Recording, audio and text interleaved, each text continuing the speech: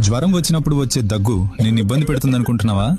కాదు మావా, అది నీ లంగ్స్ ని డీప్ క్లీన్ చేస్తుంది. అసలు లోపల ఏం జరుగుద్దో తెలిస్తే షాక్ అవుతావు. నీ లంగ్స్ లోకి వైరస్ గానీ బ్యాక్టీరియా గానీ ఎంటర్ అవ్వగానే నీ బాడీ ఒక జిగురు రిలీజ్ చేస్తుంది. దాన్నే మనం కఫం లేదా గళ్ళ అంటాం. ఇది మామూలు జిగురు కాదు, ఒక ట్రాప్.